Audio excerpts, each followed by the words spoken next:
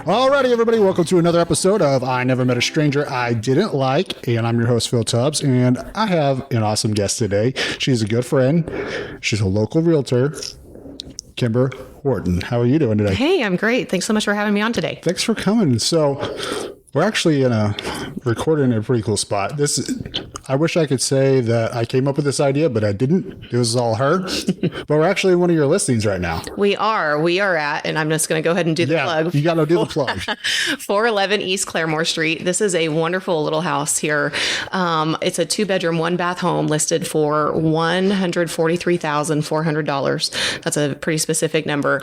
But we have a beautiful. I'm surprised how you threw that out of just the top of your head. You knew that. Hey, I would have already lost it. It's my job. I study this, right?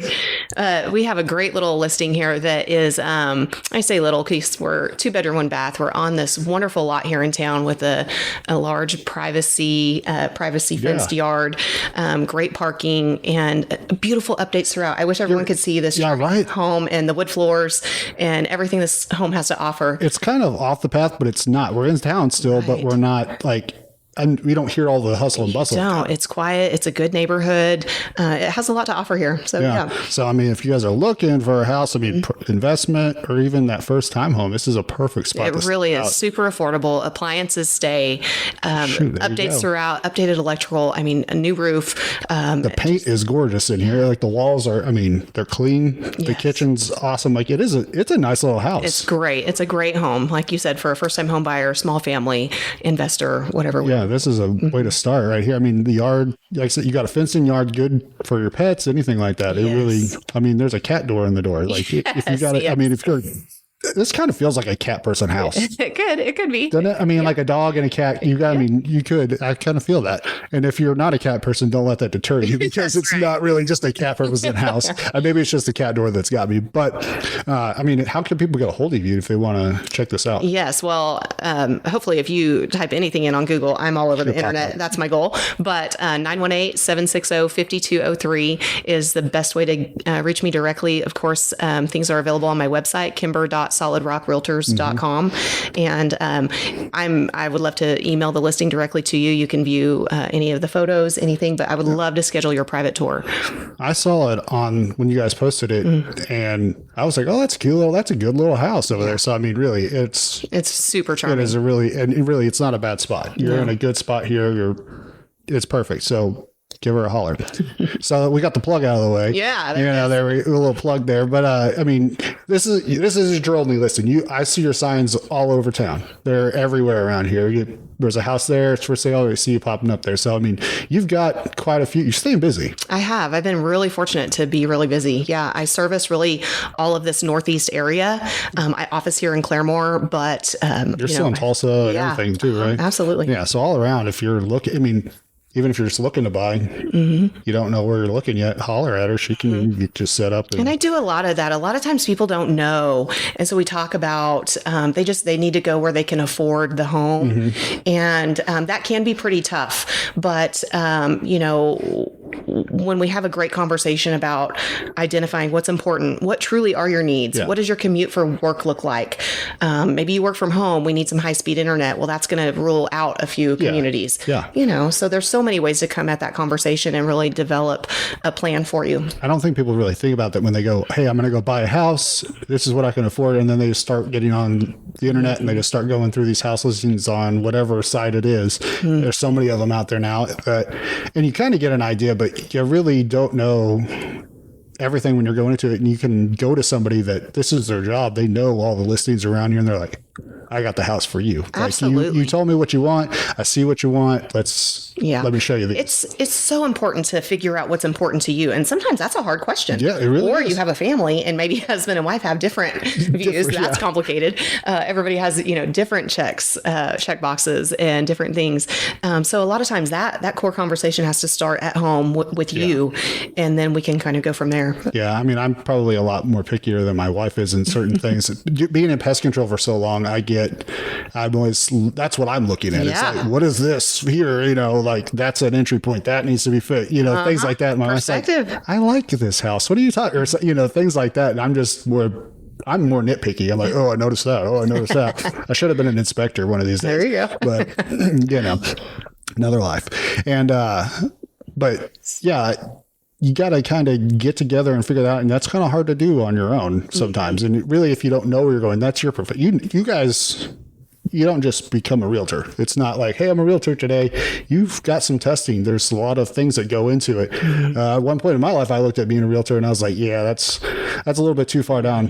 Whenever I first met you, you weren't a realtor yet. That's right. I wasn't. You just had the twins. They were babies. And I came to do pest control at your guys' That's house. right. That's right. So it's been, how old are they now? My boys just turned 3 in October. My twin boys are 3.5 and our oldest is 6. And so he's a hoot. Yeah, he's a hoot. He's a treasure. He is something else. I'll tell you that. If you've ever met him, you're going, yeah, he is something. To know him is to love him. And let me tell you, my boys have grown up with me now on this job for the last 3 years. Yeah. And so Reed will walk through a home and be like, Mom, this is a great room. Look at this house has great closets.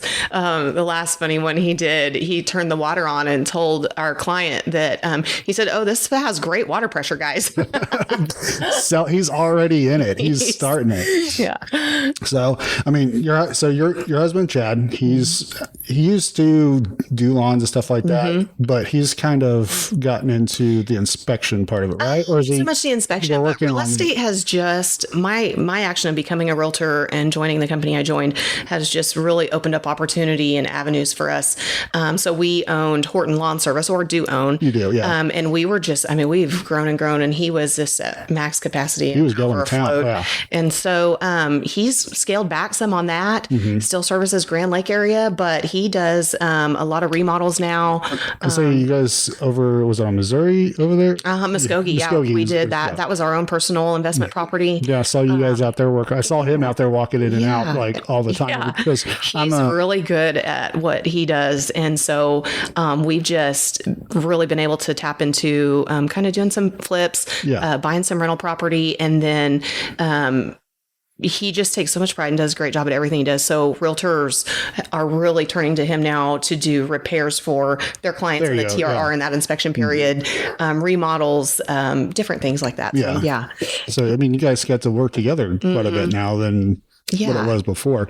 So, what kind of made you go, yeah, I think I'm going to be a realtor? Like, what made you think, that's what I want to do? This is pretty funny because I'll tell you, when we met, or prior to us meeting, I worked at the Rogers County Assessor's Office. Yeah. And I spent over a decade serving the public in there. So I really come from a servant's position and a servant's heart. But if you'd have told me when I worked in there that I was ever going to be a realtor, I would have laughed at you and said, yeah, get out of here. Because there were conversations that happened when I was on that side of the desk that just weren't nice and not that great. Yeah. But Chad and I, all of our babies are IVF miracles. And I'm pretty open about that because a lot of people are going through IVF struggles, fertility struggles, and it's a conversation that's growing. And the support is really needed out there. And it's a lot of times it's easier to talk to someone that's lived it because the conversations are just shaped differently. Yeah. But we had already had Reed, our oldest, and we had 2 embryos left that we had to make some decisions. When you go through IVF, you have to choose what you're going to do. You're either going to transfer these remaining embryos and hope that they take and you can grow your family. Yeah. You're going to pay what I had told my husband. I'm going to pay storage on them till I die, I guess. Yeah. Or donate them to science, or you donate them to a family that needs them, and so we just, all the failures that we'd gone through with that, we just thought we're going to throw one last Hail Mary and transfer these 2 embryos. We had transferred 2 multiple times, and the only time it ever worked was when we finally had Reed. And so we thought, this is probably never going to work, but we're going to try this. Well, we got pregnant with twins. They both took, and it was like the movies where I hyperventilated. Everybody fanned me. I cried. I was terrified, so terrified. But that was a catalyst moment for us because I had to, Chad and I both just had to sit down and kind of reconfigure life. Yeah, what's next? And so it was kind of like, here I had a wonderful job at the county assessor's office, had moved kind of up the ladder from where I started.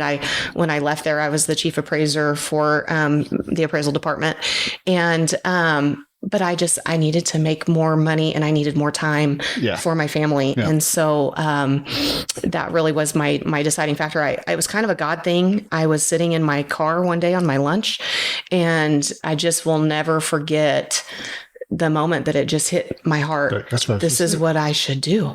I'm familiar with it already. These are things that I know. I mean, I have ran values and ran studies, our county's trends and different things for years. And from that moment on, I thought, this is what I'm going to do. Yeah. And so, I mean, like, you've only been a realtor for what, 2-3 years? I'm just wrapping up my third year. So like, fourth. But that's not, you've been in it in a different perspective of it for years before. And I've been so fortunate to come into this career in this industry with all the tools that I had. And not just the valuation tools, but tools for difficult conversations, just, high emotion, when you're in the assessor's office, that's property taxes, high emotion for people. Oh, yeah. It affects your daily life, your payments, your things. And, a lot of times, and a lot of people don't realize the difficult conversations we have as a realtor with our clients. Everyone's situation is different. Buyer or seller. Yeah. And so you never know truly what's going on with that family. What is their need? Why are we doing this? Why are we selling? Yeah. Why do we need to buy right now? What's different things that go into it. So, you wanted more time and things like that. So like, what do you do outside of, working, going and showing houses, things like, I mean, I know that can keep you busy, especially when you've got that many listings, and clients that are looking for homes, things like that. But like, what do you do to kind of like unwind outside of work? And you know what? My husband and I love to be outside, and we love our time at Grand Lake. We have a place over there. Our lake house, it's our camper. It's like, our lake house. It's redneck lake house. It's perfect. We love it. And it's just, during lake season, when the weather's warmer, that's our happy place. We love to be out there together with our kids and just doing fun things there. And then I love to rope. I grew up on horseback and just doing cowboy things. And so I love to rope. And that's when I need when I need to find my center again, when I need to get back to me, that's what I do. That's how I get back to jump on the horse, start riding around. Yeah. You grew up in Chelsea, right? I did not. Oh, you didn't? I'm an implant. Oh, you're an implant. I'm a California implant. Don't hold that against me. That's all right. I moved here before it was cool and everyone was doing it. But I've been here for, I'm 17 years now. 17 years. So you guys, but you live in Chelsea, that's where you're right now. And you're pretty involved in Chelsea. Yes. Yeah. You're not only. I'm proud of our little community. I am. I grew up in Chelsea. Oh, I didn't know that. Yeah. So I actually, I was born here in Claremore, but for most of my life, I lived in Chelsea. Okay. I went to Chelsea school, everything, and it's a good little place. It's starting to come back too, really. I mean, I saw it kind of die. You would drive around homes down there and they were just run down. But people have got like, hey, we love this community, and they've come in there and they've really started. It is so exciting to watch. And there's a whole energy, I think, behind the city leadership right now. There are investors up there in Chelsea, some that I've gotten the opportunity to work with. And, there's an energy up there right now that's really exciting. We have new businesses coming into our downtown there. We've had just so many homes that were run down, different things that have been purchased, maybe demoed and rebuilding brand new. And it's just breathing a whole new energy into our town. And, between the community and then the school, I serve on the school board. I'm so proud to get to be a part of that. And I've served on the Chamber of Commerce for Chelsea too. And so great people, there's just great people in that position too.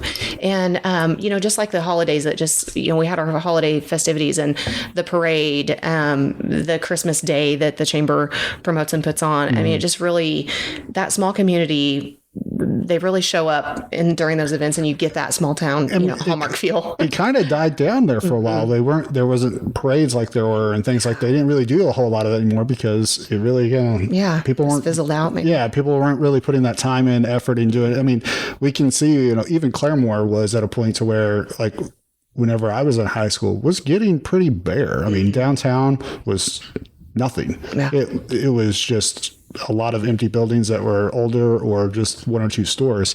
And a lot of people come in and they're like, hey, we're going to revitalize this and put our time and energy into it. And I think that's kind of what's happening that way as well. It really is. And then you have communities like Chelsea that watch Claremore and other growing communities, because just like music on the main street down here in the Lilac District, I think there's been efforts and conversations to try to mirror that and write for the grants to have that on the streets of Chelsea. That'd be awesome. Yeah, it really would be. I mean, if you don't know a whole lot because not a whole lot of people know about Chelsea, but if you know a whole lot about it, it was a hustle and bustle town back in the day. Like there was movie theaters down there. There was car dealerships. The first oil well was in Chelsea. Yes. People like to argue that that's not where it was in Oklahoma, but it's where it was at. Yeah. And you can still go see it. But it was bare, and even whenever, like when I was a kid, we had stuff down there. I mean, if you remember, like Bill's was there on the corner. It was a little general store that you could go and do, and there was gyms, there was arcade, like things have popped up through there, and we had places to see, and it's kind of poof. But you drive down there now, and you can start seeing that work and that effort that people are putting into revitalizing that. And I think it'll be that hustle and bustle again. It won't be the crazy like it was, but I think it'll it's really bring just back getting healthy. It's healthy for businesses. It's healthy for the citizens. It's great. There's pointed efforts, I think, to bring activity for kids back to town. People want somewhere for their kids to be able to go play or be, do good things. And when I moved here 17 years ago, it was just quiet and pretty obsolete. And so I think that's part of what kind of drives me to continue to be just deeper and deeper involved in the community, because I've seen, what it was when I got here almost 2 decades ago, and now to see what it is today, it's fun to watch it. Watch it forward. Things. That's it. Even like I said, I grew up there, and I lived right there off of Main Street. We grew up the house is still there. It's not as pretty as it used to be. Sure. I mean, it wasn't that great. It wasn't super amazing when we lived there before, but it's been older. We were right catty corner to the library, so we'd go to the library all the time. Things like we would walk all the way over to the swimming pool by ourselves, like at my son's age, like 10 years old. Yeah, that was the kind of town it was. You can still do that there. Yeah, it was how that place was. We would walk to school and go under the tunnel to go over to Longfellow, and which I always thought was the coolest thing. Well, kind of, it was creepy, but it was cool at the same time. Like, well, and they came through and did a mural, and they've like made that a Route 66. It's really cool down there. Like I've taken my kids down there, and they're like, "Well, this is cool." And I'm like, "It didn't look like this back in the day. It was creepy, dark, and like you would run through it just because you were scared. But it was still cool because you were going underneath the highway. But we could do those kind of things, and it was, bringing that back, and it's not that far away. It's right up. It really isn't. So, but we talk a lot about Chelsea. It's not the only place that you're out and you're doing things at. You've been out here at the Food Truck Thursdays, things like that at the Lilac District, things like that. So you're literally everywhere. Yes, I love it.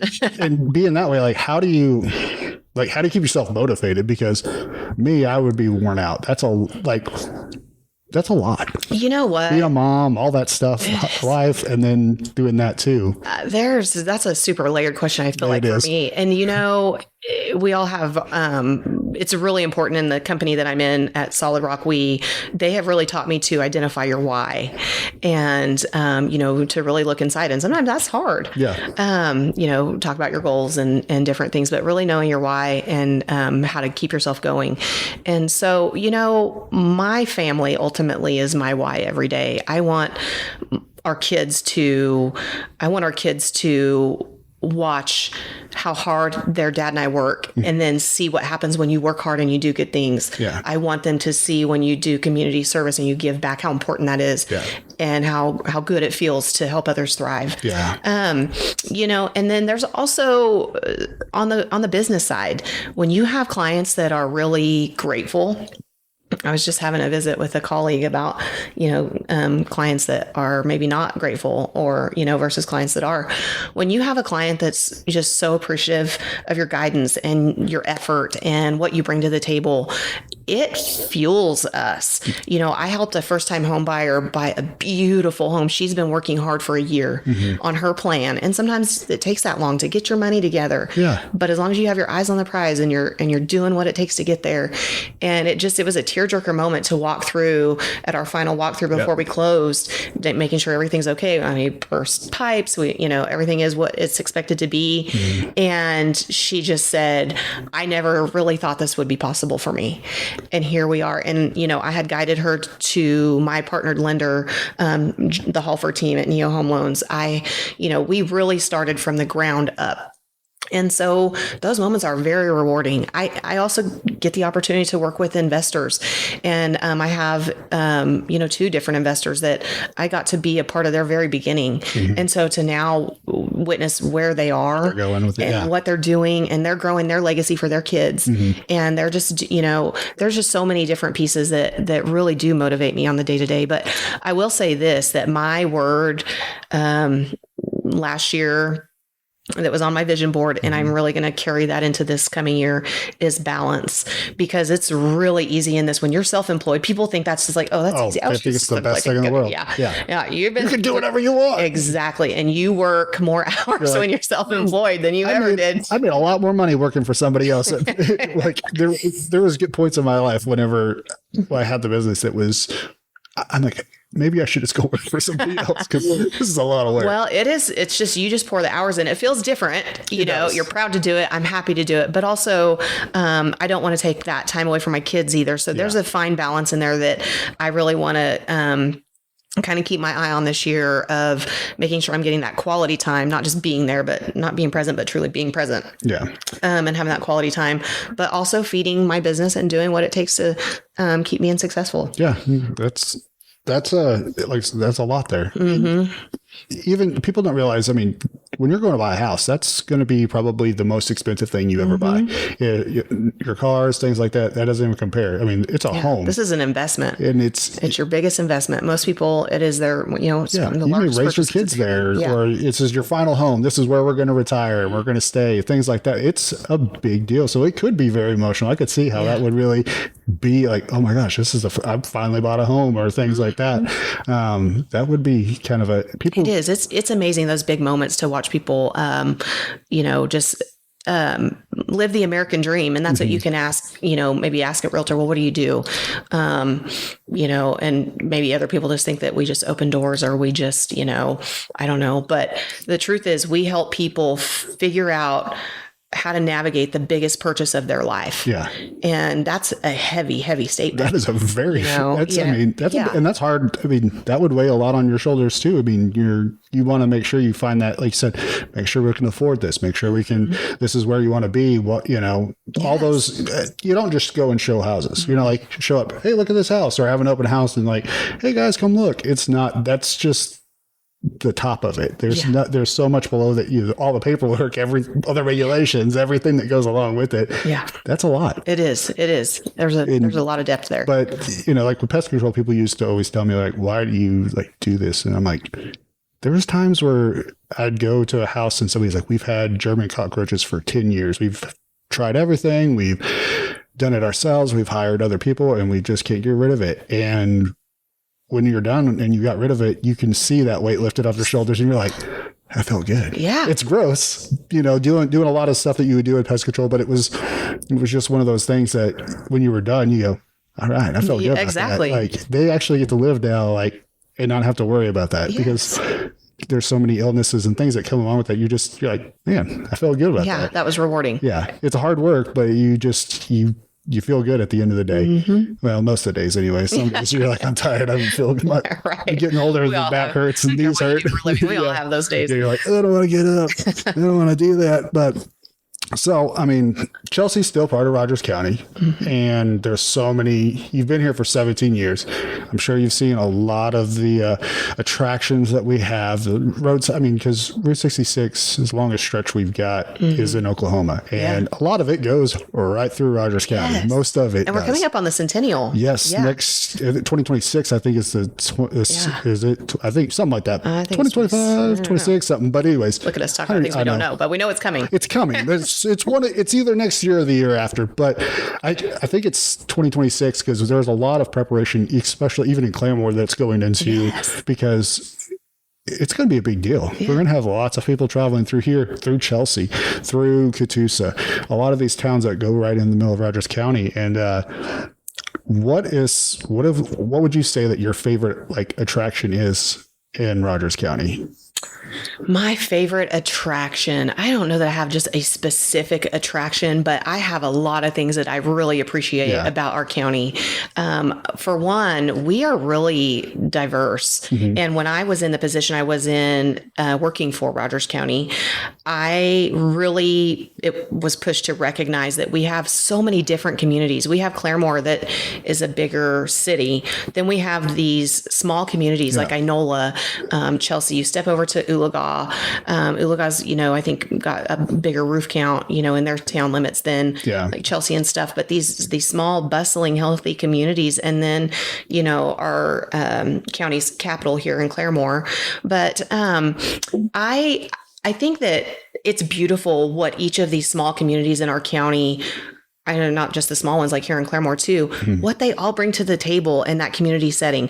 And I mean, we've got farming, we've got industry down south, we've got the port, we've got the paper plant in Inola, more development happening there. Yeah. And then we've just got these bustling little cities. And, like right here in Claremore, I think one of my favorite events that happens in our county is Dickens on the Boulevard that just happened. We just had. I love what crazy. Yes, I love what the people in leadership here in Claremore are putting, together for the Lilac District. And my family, this was our favorite year at Dickens, and it was fantastic. And so, and then you go up to my community there in Chelsea, where they just had their Christmas Day festivities. Yep. The parade was great. My family, we did a float in it, and I just, I loved it. We did that for the kids, so they would just, the joy that came from that. So I don't know that I have like one specific attraction, but I love all these collective pieces that come together to make us super unique. That's a good answer. Nobody's really everybody's like, I like that place. I like that. That was a good answer. Because really, you think about it,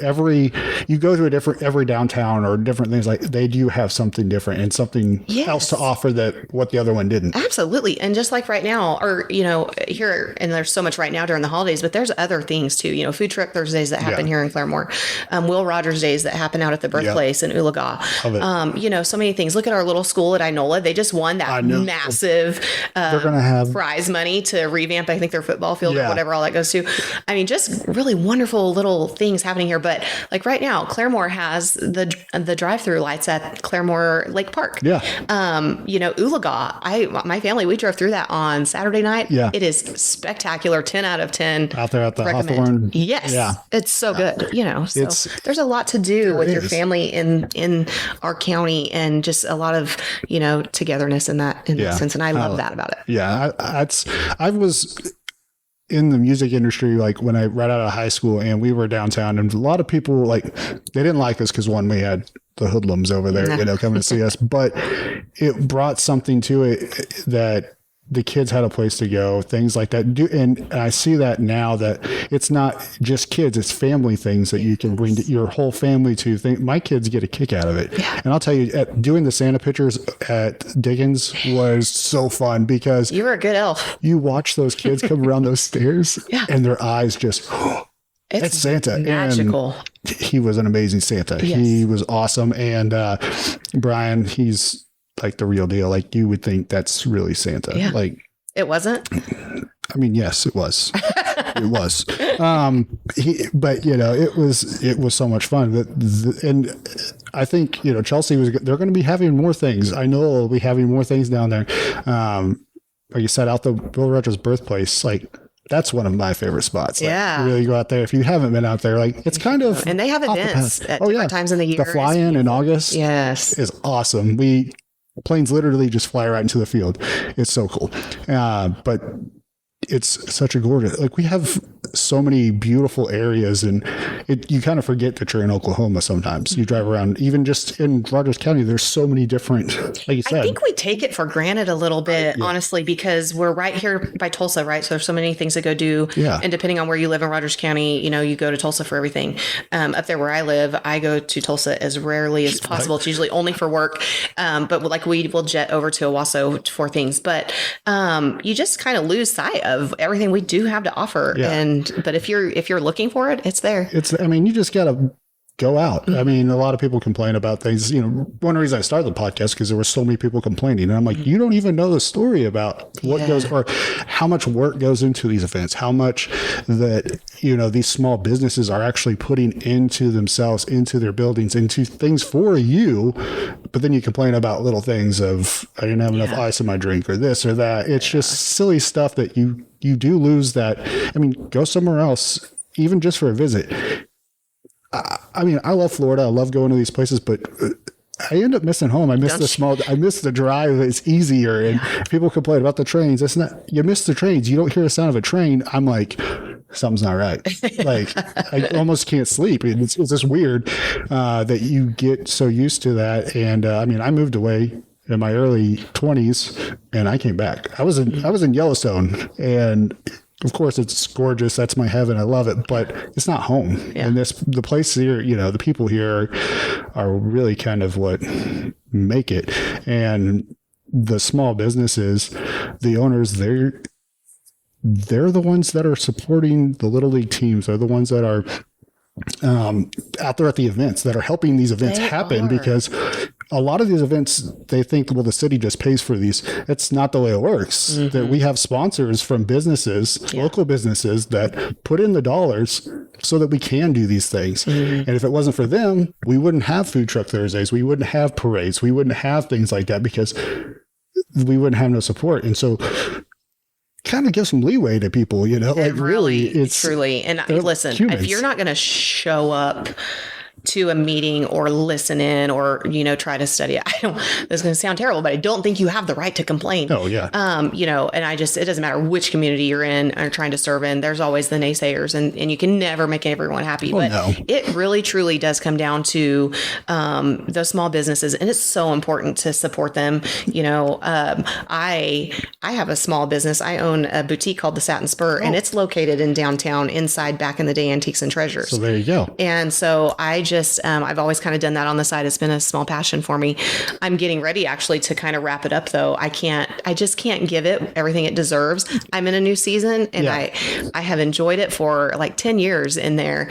And now I'm just stepping into something new, but these small businesses, they're the ones that are donating their time and their money and their effort. And when we say time, that's a big deal. So we're talking about time maybe away from their own families to be attending meetings so that we can plan fun events for you as, you know, a citizen, and just different things, you know, but we're always the first to be on the list to call when you need something. So I want everybody to remember, no matter where you live, it's so important to support those small local businesses. I mean, not only that, I mean, you're helping somebody take care of their family, but those tax dollars stay here, and we need that here. They stay in those small businesses. And so that only benefits yourself whenever you really comes down to it. Stay local and shop these places, or go to these local restaurants instead of going to a big chain fast food. Support the local guys that are, because they're there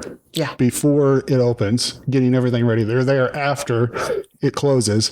And like I said, the time is, you can't get that back. You can get more money. You can get there's always a way to get more money, but you don't get that time back. You don't, and you know, being parents, we realize how fast our kids grow up. I mean, I can't believe my son, my oldest, is 10 years old. And I'm like, I was watching videos from the past few years, and he was a little baby. And I'm like, that was just yesterday, was it not? Like, how are you 10 years old? And weird now, you know. You know, you're a boy mom, you know the boys out there. Oh yeah, they always have some weird things to say. You're like, what the heck? I mean, my girls say the weird stuff too, but they're not near as bad as brother. Yeah, you know? The things that have been surfacing, our boys, our little boys, are really starting to be quite vocal and speak, you know, pretty well. And so the conversations in our house are pretty laughable. And I don't know if you want me to say them on your podcast. Okay, no, we hear it all. It's like, I mean, people think terrible twos, things like that. Like my kid didn't get crazy until like all of them until like 3 years old. 3 is sketchy. 3 is people underestimate that. Time. Like 2, like they were good, and it was like a week before they turned 3. Like all of them, you're like, what happened to you? Yeah. Where did you like? What? Who are you? Who are you? I've got a 5-year-old that acts like a teenager, and I'm like, when did you turn into a teenager? You're 5 years old. Like, chill out, homie. Like, push back. We've got plenty of time for that. But really, that time goes by so fast that you don't really realize where it is. And so people putting that effort into it, it really is a lot. I mean, they're what keeps the community growing and just moving forward. And even just, you know, there's just for Dickens alone, they have a whole committee that these are people that are volunteering their time to go in there and go meeting after meeting and talk to the people outside the meeting, get things set up. I mean, this is my first year on the board in Claremore, and it's crazy. Like you don't realize everything. Yeah. I even be like, oh, why didn't they do this? Or why aren't they doing this? And then you get in there and you go, oh, that makes sense. And you know, like the one thing I've been saying to people, show up, come to a committee meeting. We have committees for everything. It's, you know, if you want to see something change downtown or you want to see flowers, come to the design committee meetings. They're posted. You can go and come. I mean, it's welcome for everybody. Yeah. You want to see it grow. It's those new people taking the initiative to show up that just helps anything grow. It's the same thing up there in Chelsea. I mean, as new people come in and start serving on committees and boards and just, you know, just showing up and listening or offering or, you know, their perspective or an idea, you know, instead of just because they're not all bad ideas. Lines, it's just, that's what makes everybody move. Because you can grow off of those ideas. It may not be the perfect situation, but like, well, if we can't do this, well, what if we did this? But it takes everybody to really do that. And I think, you know, even our city council, things like that here, it's such a big change from what it was back then to now. We've got younger minds, people coming in that are, you know, our age that it's not that old, we're stuck in this way kind of thing. We love the old way, but we also know we got to grow. Yeah. There's so much beauty in tradition, but there's also a lot of beauty in being able to pivot as a committee, as a group of leaders, and maybe holding on to a little bit of tradition, keeping that charm and the good things from that, but also having that growth mindset. It's important. Dickens is a perfect example. Like there's things that we changed that were different. We had the cricket come in, which was really cool. I don't know anything about cricket. And it was really cool when bringing that in, which I didn't even know that was around the Dickens times, but I guess that's what it was very popular at that time. And so that's why we had it. But those are things like I learned about it. It was like, oh, it's cool. But, and there was people like, oh, why didn't we have the shootout? Blah, blah, blah. I'm like, the shootout doesn't really fit with the theme, but like I understand like it is a tradition, people would like to see it, but you can take the things that we already have and kind of grow off of those. And I think the Dickens showed it because it was so good. And I feel like the street dance was bigger than I have ever seen it. Never seen it like that. Right? I've been going every year for years. 20 years at least. And at one point I walked outside and looked, and I couldn't even see through the street. There was at least 1,000 people all dancing at the same time right there in the middle of the road. Just go back to, again, this is just such a great place to be raising your family. There's so many events you can do that are just, you know, it costs $0 to walk along Dickens and just enjoy the scenery, the costumes, and spend time with your family and drink hot cocoa. Like, I mean, it's just beautiful. And it's just, that is a beautiful thing about where we are. I mean, you go just a little bit further and it gets more dangerous. You know, it's, you go, I won't name names, but we all know where, you know, it's a different kind of atmosphere, and there's always the complaints, but this place is it's safe. You want to hear something? So Chad and I took our boys on Friday. Saturday. We took our boys Saturday to Tulsa to the farm show. And so you want to talk about excited little boys, like take them to a room full of equipment and tractors and all the things. So, I mean, it was exhausting just to watch them crawl on everything. And like, I hope it just keeps planting, seeds for all of that passion. So we did that. And I've not been to Shields yet in Tulsa, and I'm just dying to go. And my kids have gone with grandma and grandpa. I haven't gone. And so I'm like, let's go down there. And I'm like, okay, let me tell you, for 2 or maybe 3 miles of nothing but bumper to bumper traffic to get there, we're coming up on the turn into Shields. And Chad and I both were like, no, I don't like it. We're out. Especially my excitement has now been depleted because I've just for 30 minutes been sitting in all the traffic. I can't do it. Anxiety. And so we circled the block. We went and ate at Cheddar's, and we circled back, and we saw Foyle getting ready for their parade. Oh yeah. And I'm like, oh, it's the parade tonight. And so, we got back to our pace, here in this rural community. Yep. There was, a nice little turnout of spectators for the Foyle parade, and that felt much more comfortable and relaxing. And then we went from there over to Oologah, drove through Hawthorne Park. Yeah. Again, 10 out of 10 recommend. It was wonderful and costs no money to go make these memories here with your family. But yeah, we went to Tulsa. I probably won't go again till the next farm show unless I have a reason for business. Right. And so, it is. You go that way, life changes. It's very busy. Yeah. It's fun to go to the great things they offer too. And that's part of the beauty of where we are, is that you're a hop and a skip when you want to go experience that, but then you can come home. Yeah. You can go downtown to the BOK, watch a big artist, like huge artists, but then you can come back here. Yes. It's just like, and slow down again. Yeah. Because we were in Tulsa yesterday driving, and I was like, what the heck why are these people driving like this? I'm like, am I going crazy? I'm like, am I just like angry? I was like, yeah, I think you're just at a mood. I'm like, no, it's just people driving. They drive crazy. Yeah. Well, literally, that's like one of my biggest things. I hate you're slowing me down. Like I'm trying. Why are you driving in this lane if you're driving under the speed limit? Get out of my way. Things like that. Or people just pull out and you're like, what is going on here? Yeah. And that's like my ADHD triggers driving and bad drivers. And I know I'm not the best driver. Don't get me wrong. I've done my fair share. AKA blinker. Let's, we could spend another 30 minutes on that. Right. But it really is. It's a place that you get everything that you need, but you can also just slow down. It really is. And then I think just going to my real estate side of that, what you can own here in Rogers County versus Tulsa County, or just the property tax you pay here versus Tulsa County. And I bring property tax and assessor things up because it was 11 years of my life. Yeah. And so it's something always in the front of my thoughts when I think about payments for my clients and different things.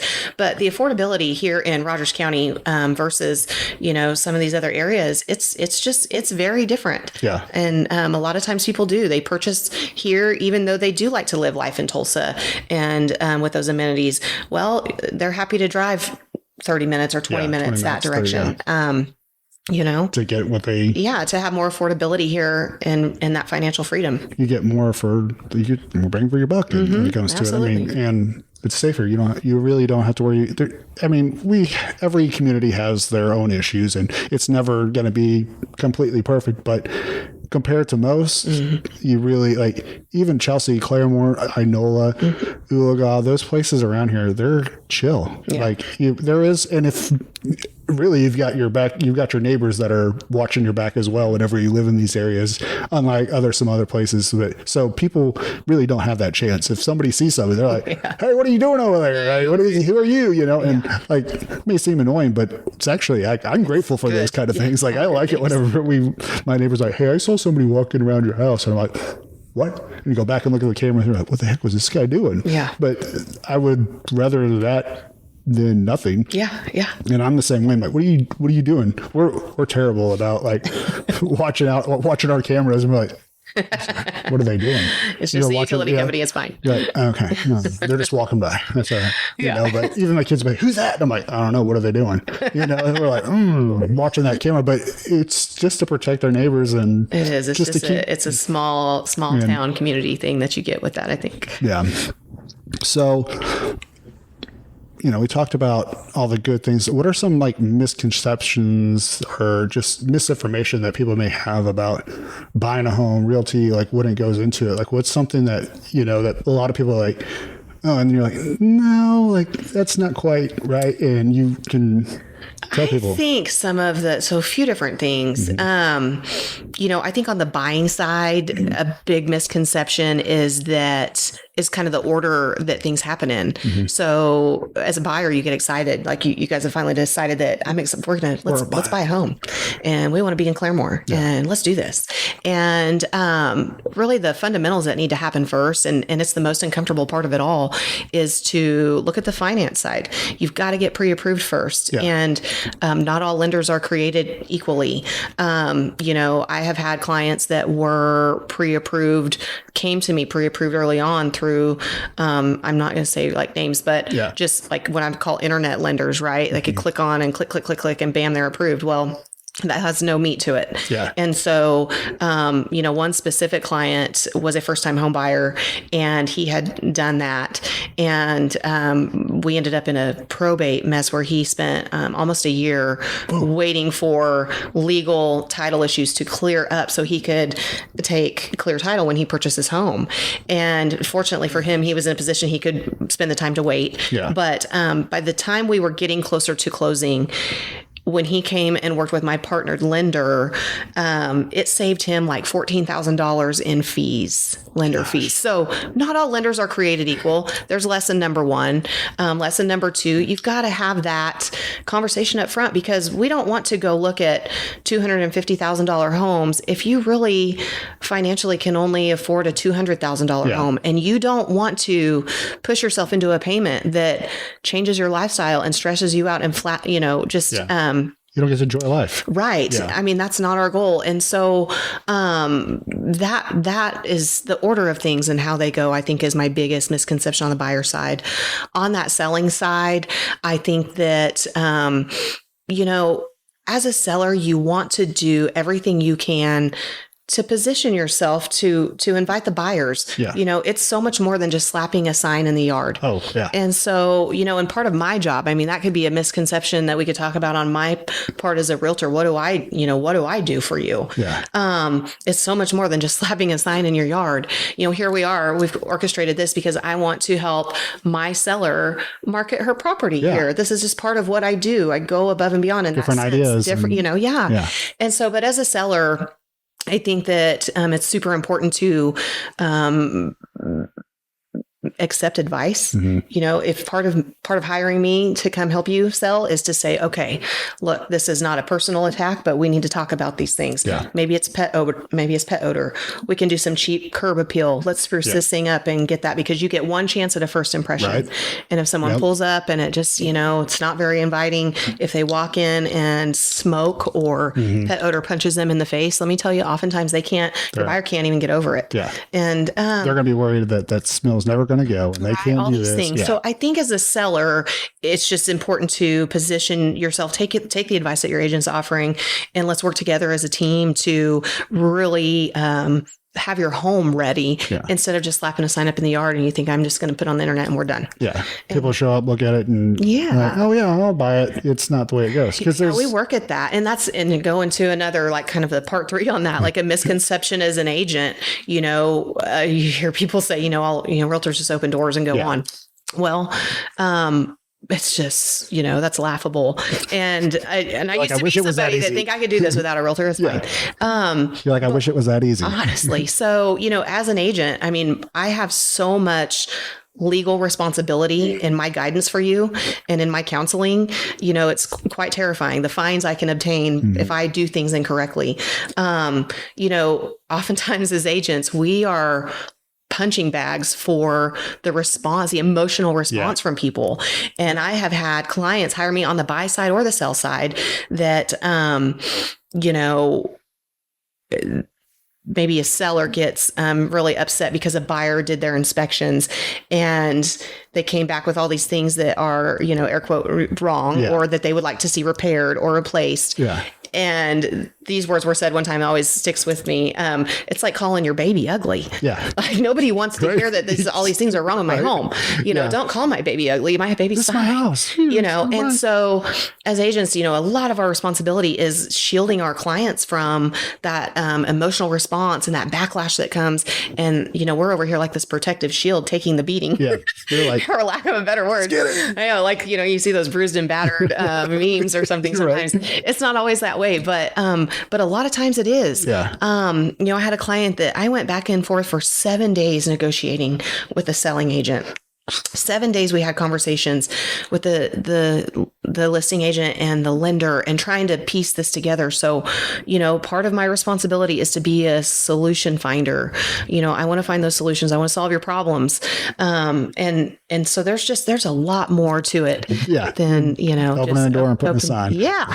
Yeah. No, I mean, I could see, like, even me, I don't even know the gist of everything. And you telling me, I'm like, oh, that makes sense. Like, that's something that maybe I probably wouldn't want to do because, like it's a different ball game. I mean, and I think that's, having you on the podcast to talk about those things that maybe people go, oh, well, maybe that does make sense, and they didn't think about those things because those are very good points that I didn't even think about. And I'm like, oh yeah. There's so many timelines to follow and days, like time is of the essence. And, as a buyer, if I'm not, let's say that you were going to buy without an agent and you're just going to go do inspections and your Uncle Joe's going to go do your inspection and it's fine. Yeah.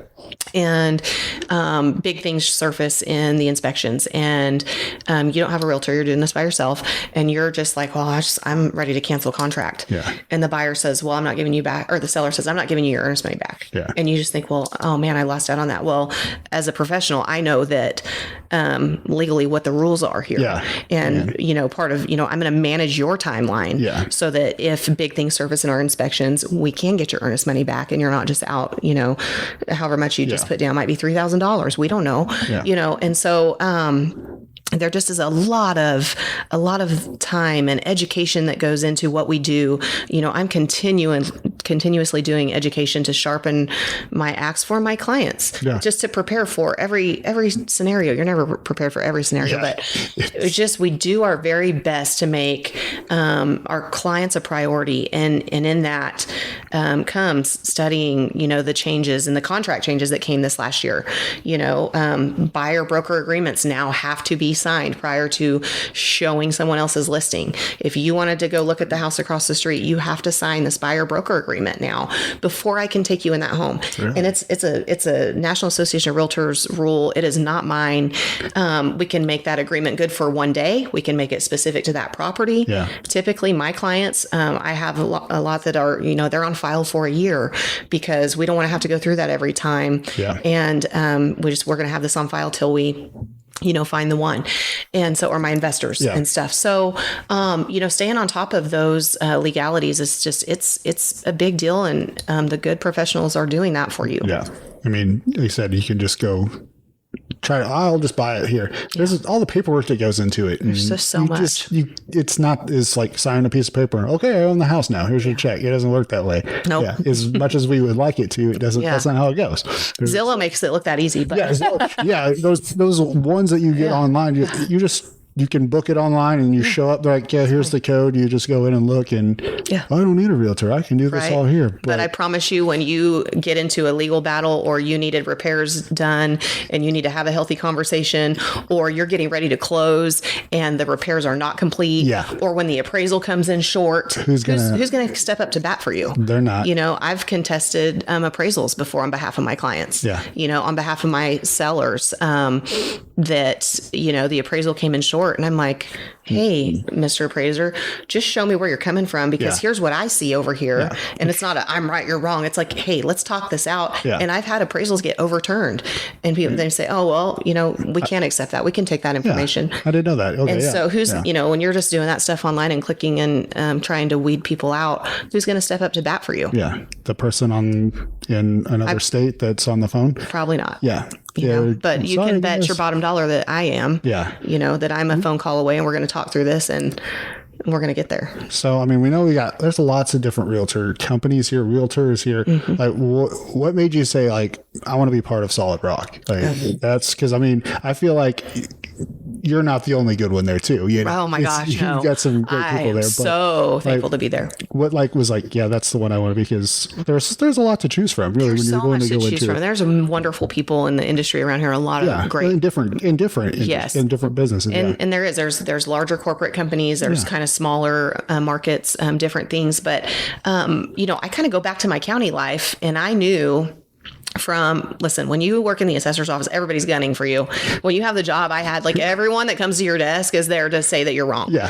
And so you have to really learn how to have those conversations. And I knew from being on that side of the desk, the places that I would never participate in. Yeah. And I still stand by that because of the way I was treated when they just thought I was just, I don't know, whoever I was on the other side. Behind the counter. Yeah. And so I knew I wasn't going to go there, but, it's kind of fun.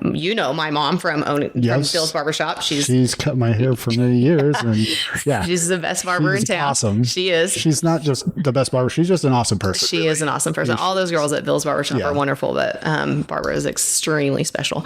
But I treated their house too. Yeah, right. And so she just kept saying, "You've got to talk to Michael Urey. You've got to go talk to Solid Rock." And I knew that I didn't know Michael at all. Mm-hmm. But I knew that I had a few other friends that I had known over the years that worked there, and I respected them and the business that they did and what they stood for. Yeah. And so my ears were kind of perked up on that. Yeah. And then I knew that I would go talk to them and just see. And honestly, Mom would not let it die down to the point that I was tired of hearing Michael's name. And I'm like, okay. Oh, fine. I'll just do it. But I asked a friend to lunch, Donna Church, who is over our education, and she's just a huge part of our company. And I had just invited her to lunch one day and just said, please tell me about the industry and the the ins and outs of this. Is there room for a new kid? And just in the support I felt like I was going to get after talking to her, I knew immediately that's where I was supposed to be. I'm sold. Yeah. And so then when I got to sit down with Michael, because you kind of interview. I didn't really understand that before I came into this, but he's like deciding if he wants me on board. I'm deciding if I want to actually be here. And so it just was immediately a connection to what he stood for and what I quickly came to understand that everyone stands for at Solid Rock. And it's just, it's beautiful and it's really special. And we are growing. We are just opened our, I was going to say our 9th office, may have been our 10th, and I'm embarrassed that I can't answer that confidently. But we just opened our newest office in Grove. And so the growth that's happening while I've been here in this last 3 years has been incredible. Mm-hmm. And we're thriving in a market that hasn't, we've had a lot of ups and downs, and yet our agents continue to pour into one another. My company pours into me. There's not jealousy. I'm not going to help you because you're selling more than me. That's going to make you sell more than me. Or you have a deal going, I don't have anything. It's so beautiful what they bring to the table for us and the support. I office here in Claremore. But I think everyone that office, we've got the girls in kind of go everywhere. The girls in Owasso. I mean, I think what they have are very special. Everybody has their group of people, but I'm just so proud to be part of, Solid Rock as a whole. My Claremore office is right where I was supposed to be. Mm-hmm. And I truly am grateful to be where I am and can't picture myself anywhere else because of the family dynamics and the support and that truly we've got you. We're in this together. When you grow, we grow together. Yeah. We all work together. We get it. Mm-hmm. You get that excitement and joy out of watching them grow too and do things like, hey, Kay, you got the house sold, or hey, we're needing some help with this one, and you're like, let's do it. Yeah. But, honestly, we just bounce ideas off each other. My broker, she is Jolynn Dotson. She's just a beautiful leader and leads with just such grace and faith. I mean, when you kick off your sales meeting, with a word of prayer, and you just she's just allowed me to, and everyone in my office, I mean, they allow you to just be who you are. You have raw moments.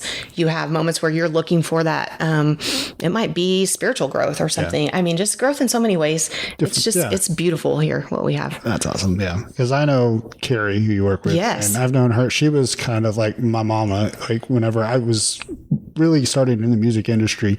And she doesn't like me to tell people that, but she taught me how to cuss. Like I could not say a curse word like without smirking or feeling like just It makes me laugh harder than it should. Yeah, because you know her, you know how she is. Because I mean, like in the music, I'd have to be. It's not. You don't sound tough if you walk into somebody's like, I'm gonna whoop your butt if you don't stop. Like that's not intimidating at all.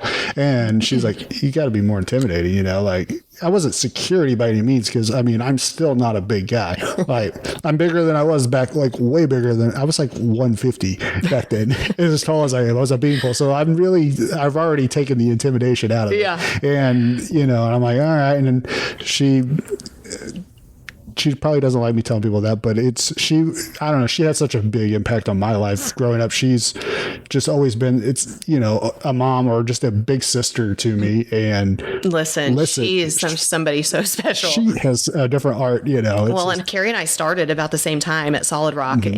And she is just somebody who, again, I have found, I mean, we've gone from colleagues to very, very dear friends because she's somebody that, and this is not rare in our company. She's someone that pushes you. Yeah. Someone that will have a hard conversation with you if it's needed. Yep. It's someone that, you know, will give you the high five when you can't really give it to yourself. You know, she'll remind you that you can do hard things. Yeah. I mean, just, we have, I mean, Carrie's one in a million, but you know, we have that beautiful, I don't know, quality of people there. And yeah, I mean, she's truly a treasure. She is something else. She's one of my very dear friends. And I'm very proud to work with her. Every time I see her, I just get it because I don't see her near. We used to work together, so it was all the time, and we've had those conversations where she's been, listen, Phil, like you can't do that, and there's other times where it's encouragement or whatever it is, and she's even just jokes, just sitting there and laughing about stupid stuff. It really is. Like, I mean, that nobody else will laugh about. Let me tell you, know, we have our share of those too. She has such a wide sense of humor that she kind of fits in with everybody, and you're just like, yeah. But she is awesome. So I mean, that right there, like I know you, I know her, and I know the type of people that you guys are, and that's, you know.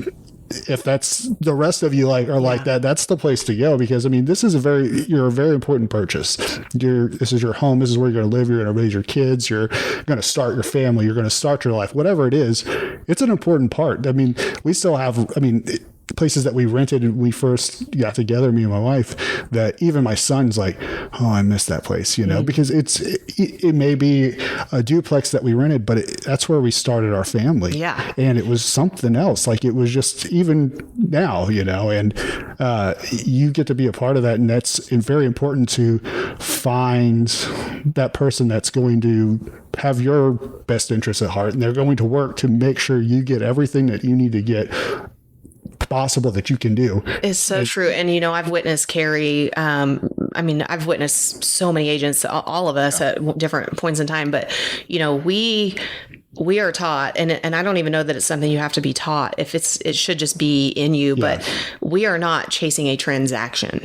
We are trying to help you take the next step in your life in this new chapter and doing everything we can to get you there.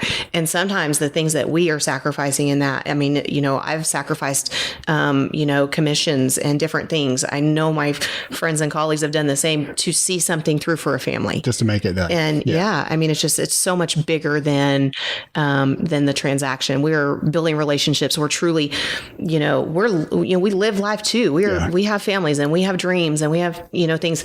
I'll tell you, like my husband and I, it was very humbling when you mentioned that Muskogee house that we did. That was a flip for us. Yeah. And so when I was getting ready to list that property, I had all the stresses of a seller. And I shared that with my friends at our sale meeting. You know, I'm like, guys, this was so humbling to step into the shoes of a seller. Let's all make sure that we remember why this is high stress, because all of a sudden I'm like, is my pricing right? Right. Have we done enough? My husband knocked it out of the park inside. Now it's on me as an agent to, finish this up and sell it to a buyer. And, but we are in this as true, people right next to you that you've put your time and heart into. You're like, I hope people notice that. Right. Yeah. I mean, we're truly there, looking out for our people. Yeah. That's awesome.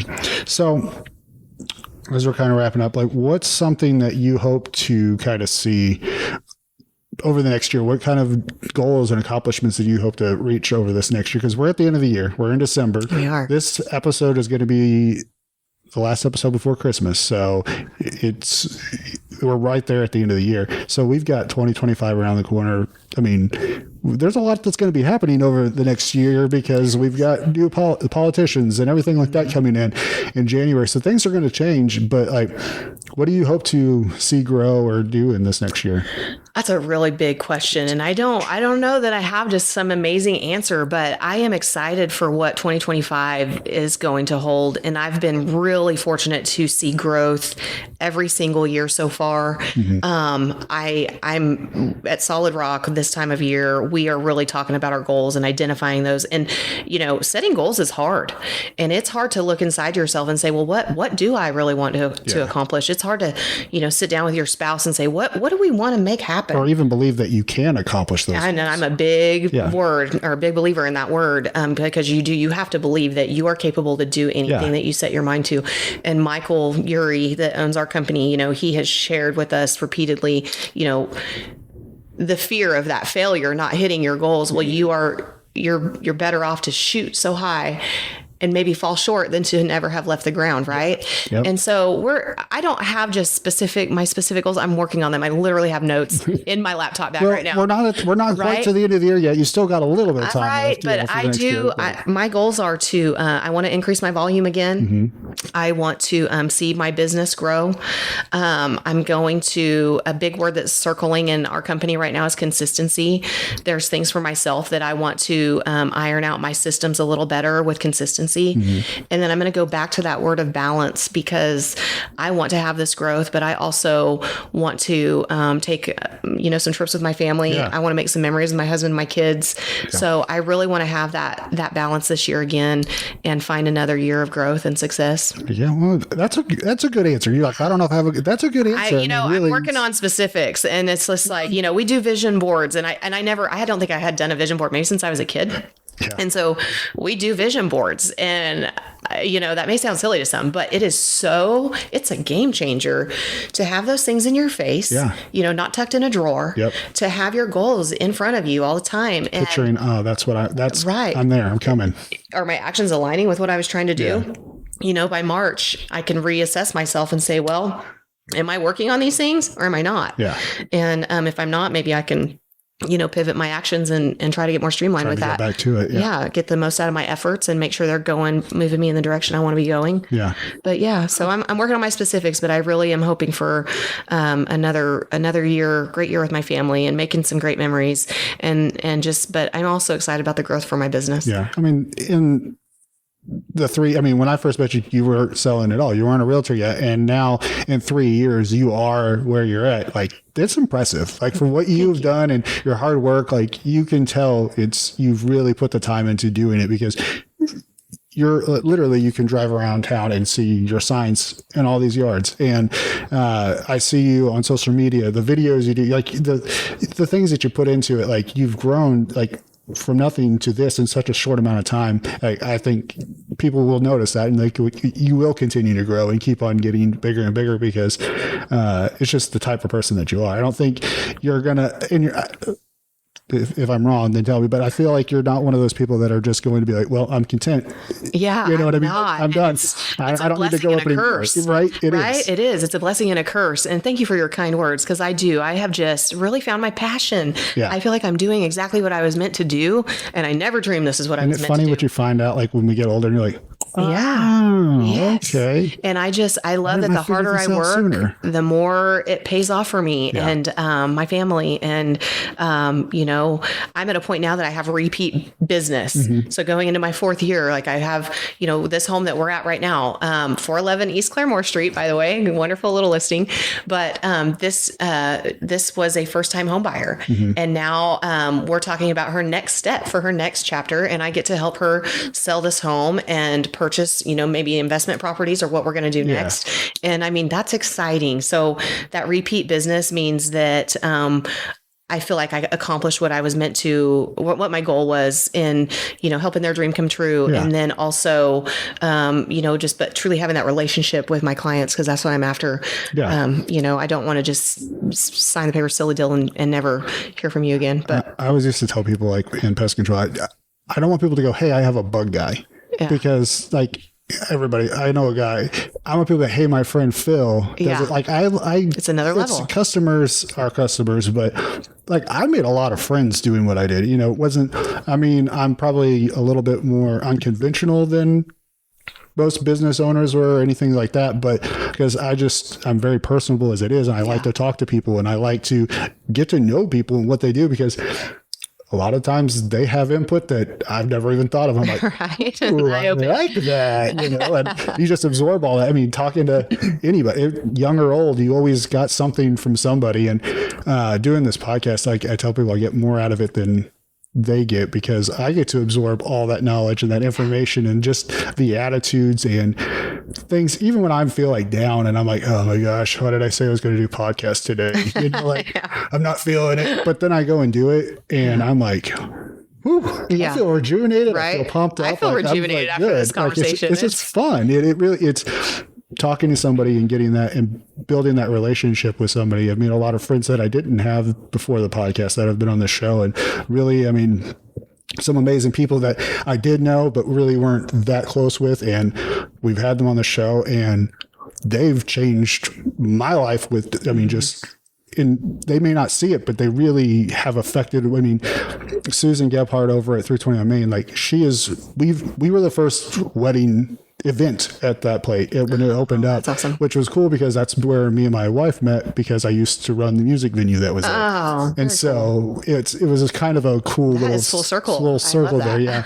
And so I knew her, but I said, hey, want to be on the podcast? She was like, yeah, because Susan does a lot more than just 320. She's on the Rogers County Fair board. She's when they do the 4-H stuff and all that, she's very big into that. I mean, some of the 4-H kids house their animals on our farm, nice. And she lets them do it because they don't have a place to do it. Local business owners being the ones showing up for kids. It's a lot more than just owning a business. Yeah. She allows these people to on the boards. Yeah. And I don't know if it's been announced yet, but I'm going to say it, but she's now on the Main Street board. Awesome. And so, whenever they were like, yeah, Susan, I was like, I don't think Susan, she has enough on her. If I don't know, and they're like, no, I talked to her. I was like, yes, I vote for Susan. That's awesome. Like, but I mean, she said, hey, this year, earlier in the year, she said, hey, we're wanting to do some, bring the music back to the fair and things like that. We know your past and what you've done. Would that be something you're interested in? I'm like, heck yeah, that'd be awesome. And so I got to be part of the Rogers County Fair, and, with the bands and the sound and the stage and things that I haven't done in years, because that's what I used to do. I bet that felt so good. And I was like, man, my wife's like, it's weird listening to you talk to agents on the phone again, because like when we first started dating, when we were 18 years old, that's what I did. I was always on the phone. Like, I'd be in a movie and be like, I got to go real fast and be an agent on the phone. Then I've got to get things lined up for a show. And so it was really fun to kind of bring me back, but also get to meet a lot of awesome people. And I really it kind of helped push the podcast and things like that. She's always something like, hey, Phil tells with she'll tell people like, oh, this is Phil tells with I never met a stranger. And I'm like, and they're like, okay. They're like, yeah. I'm like, as soon as we act like everybody knows who I am, like you just talk like I'm just like this nonchalant person that I'm a household name here. I'm like, no, people don't know who I am. They're like, what are you talking about? Like, she's always like, I want to share, just to piggyback off that's a prime example, what she brings to the table, what you bring to the table, that anybody listening, no matter where you are, that you can be a servant in your community by serving on these local boards, and you bring something to the table. Oh yeah. There's something that you bring this music background to the table. That's something that they needed. Everyone can bring something. So if you have the opportunity to serve or to attend a community meeting, whatever aspect that may be, just go, because you never know what, you might be like, oh my gosh, they said they needed XYZ. I have a connection to that. I'm really good at that. And that's what these leaders are coming together. It's just, there's normal people that have the connections and the skills that they have. And when you get the collaboration together, then you have something pretty awesome. So I'm a big believer in that. And I want to commend, the leaders that are here in Claremore and I know there's so many different districts and boards and committees and things, but same thing up there in Chelsea. I mean, all of these little towns, they're doing great things. It's because of the people that are in them and willing to do it. So it's kudos. I don't know. I always was a person that was like, I can do it myself. I'll just do it. Move out of the way. I'll do it. Mm-hmm. And as I've gotten older, I've realized I can't do everything by myself. And I really I get too much that I will fall short because I have too much on my plate. And I think being in a leadership position, even like with our director on the board, things like that, it's not about they can do. They can do everything. That's great. But at the same time, I think a leader really is finding the people that each have their place and bringing the greatness that they all do in their little areas and bringing them together and making them work together. Because you get big heads and people that are like, I'm really good at this. I'm really good at this. And sometimes it's hard to intermingle people and keep it going and keep it flowing because leaders are very strong-willed persons, strong-minded people. They get with it and bringing those people together and doing everything that, every little piece of the puzzle back to so you can have that full picture and you go, that takes a lot of work. It does. It takes a lot of time to do that. Everyone. You can have a great leader, someone who has a strong, maybe mindset, skill set, whatever, but it truly, it's everyone that comes together and hopefully a great leader, is open to hearing these other conversations, these other ideas, these other ways to go about things. Cause there's always more than one way to skin a cat. Right. So, when everyone can come together and work collectively, it's beautiful. Yep. I think it's, I think we're finally starting to get there to where we've got the old boy friends kind of getting away from that situation and where we're at and getting to where we all go, okay, what are the ideas that we have here? Yeah. It's time to grow. Like we've been stagnant enough. Because there's so much that's been passed by just in our area that it was just the people that were in leaderships and things kind of ran them off. It was, they weren't willing to work with anybody. They were stuck in old ways. And that's hard. And doing those, and it is, and you've got to have that balance of keeping the old and the new because we talked about that tradition. Yeah. You can't take away, downtown is, even in Chelsea, it's a historical place. Those are historical buildings that have been here for years, over 100 years. Yeah. They may have been refurbished, moved around a little bit, but these, you go into Honeysuckle Lane, the painting on those bricks that they found back there, that's original. Right. They painted on that was the end of the street there, and it was painted on the inside. Shout out to Honeysuckle Lane, because that's one of my favorite stores. And she's got so much good stuff. She's just doing a great job on that. Running two stores right across from each other, that's a lot of work in itself. It is. But again, just that business owner brings wonderful things to downtown. Yeah. All those business owners down there. She spoke at the last Million Cups that we had, it's a little economic meeting that people get together, and she spoke at that and just kind of talked about where she came from and coming from being a teacher and going into this. And, I'm so proud it's a big difference. And have my business inside her store. Yeah, because you're right across the street back in the day. So it's, but just those things like that, it's you don't want to lose that. You can't lose that. It's, a lot of people don't know about the radium bath houses and things like that were the huge draw to our area. And it's really cool. I actually got to see, I went up into the Will Rogers Hotel, and the woman that runs it now, because it's apartments and stuff, she was like, we still have some of the baths up in there. And I was like, what? She's like, you want to go see it? I was like, yes. And so she took me up there to see like the original baths they had there in the cots and things like that. And I'm like, that's really cool. But you got to keep those things, but also you can change it, like adding the music to it so that you hear the music. It's not noticeable except for you get to hear something that kind of brings more joy to it, things like that. It's not an eyesore or anything like that. So you can mix those two and keep it going. And I think we kind of have that because we have like people our age that are like, I miss that nostalgia stuff that we had, but also I understand we got to grow.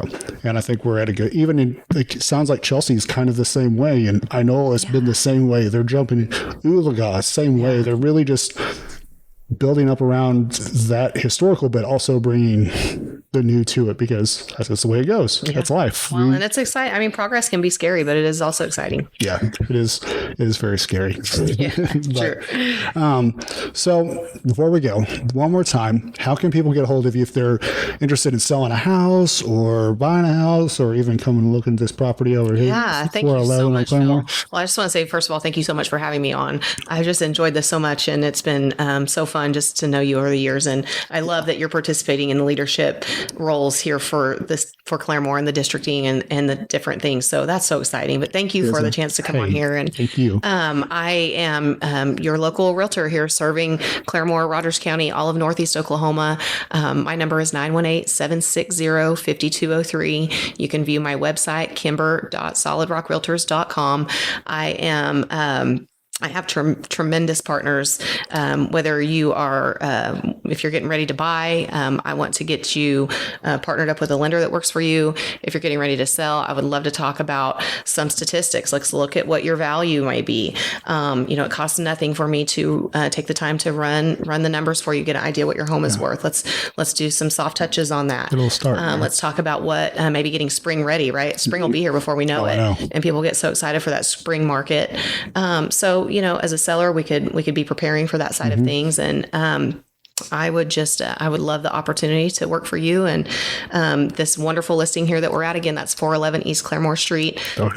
It's listed for $143,400. It's 2-bedroom, 1-bath, fantastic lot, privacy fence, brand new privacy fence, lots of upgrades, beautiful wood floors. It just has a lot to offer. So if you ever have a property that you're interested in, doesn't have to be my own listing, I would love to visit with you and, maybe get that showing schedule for you. Connect them through there and get it done. Also, if you're an investor, I have investors that are growing their portfolios, and that's an exciting time for people too. Yeah. When I did pest control, we had investors that would call and they were like, hey, we bought 30 homes in the area. Mm-hmm. We need you to go do termite inspections on them. I'm like, let's do it. Right. And people are really trying to invest in it. I'm the realtor that wants to help you buy 30 homes. Yeah. You're like, I'll take one too, but you got 30, you want to buy 30 houses, we'll help you. I am. I'm here for every level of business. There's not a property that is, I've helped clients buy and sell, $50,000 homes and have worked on an over $3 million commercial property. I'm here to service you and meet you where you are. Yeah. What you need, we can get that accomplished. All right, guys. And before we go, I'm going to put my little spiel in here right now. I am working on a crazy idea. I am wanting to make the ultimate traveling podcast studio. Do it. It's going to be, I want to get the van wrapped up, get everything inside there so that we can take these to events, so that we can continue to grow this podcast and continue to help grow, and have some kind of impact on the people that we have on the shows, on the episodes, because that's what it's about, really. Is to get people to hear your side of the story and what things and where you're at, because they may not get that opportunity before that. And we want to help to continue growing the market here and keep that business coming in. And one way to do that is to help us just to listen, just to follow and listen. But also we're looking for sponsors, because I can't do it by myself. I do everything out of this podcast comes out of my pocket. It doesn't go, I don't have crazy investors or anything. If you saw my whole setup, I have duct tape on my camera tripod, because that's just the way I work. But we get it done. But we need sponsors. So guys, if you're interested in doing that, being part of that, there's a whole lot that goes into being a sponsor for this van to help us get it. We're going to have your logo on it. It's going to be at all the events. Also, we're going to work with making you social media ads, so that you can post those on there, fun things. And that means you'll also be a sponsor of the episode, so that during the episode that we're recording, we're going to take a pause and your ad will show. Your logo will be up here, popped up here. You'll see Solid Rock up here above us whenever we get to the editing part, but you'll be part of that. And there's just a whole lot that goes into it. I've got a whole spiel for you. So if you'd like, come call me, email me. You can call me at 918-313-1591. I'd love to get you guys started and rolling with it. Help us continue to grow this, because it's going to be, if you know me, I'm not boring. I like to do things crazy and big and weird. So it'll be an eye-catching design. That's exciting. And so, I don't know, I just thought it would be something fun. This is a traveling podcast, so a lot of the times we do run into issues where we don't have a place to record. They don't have that spot, or they don't have a physical location for what they do. And so I thought this would just make it easier. Plus, we can do live podcasts from events and things that are going on. That's that exciting. Would be really cool to do. So guys, holler at me. And if you're looking to buy a home, sell a home, holler at Kimber, because she will get you taken care of. But again, thank you so much for being on the podcast. It's been a lot of fun. I'm glad we finally got to sit down and think. I've been holding off and be like, we're going to do it. And now we're back into season 2 and we're just rolling. And we've got so many new guests that are going to be coming on in this next season that are people that we don't know that we have here. That's exciting. I'm even learning of these new people. I'm like, oh, that's cool. We need to have them on the podcast. It's different things. It doesn't even have to be a business owner, artist, whatever it is, somebody that's making an impact on our area in Rogers County, because those are the people I want to make shine. I want people to realize, hey, they're doing the work. Yeah, that's and exciting. You get to see them. So again, thank you for being on here. Thank you so much. And guys, give her a holler. She can get you taken care of. And if you want to come look at the house, come look at the house. It's a pretty good looking house. The door is opening, literally waiting for you to come in right now. But guys, thank you again for listening to another episode of I Never Met a Stranger I Didn't Like.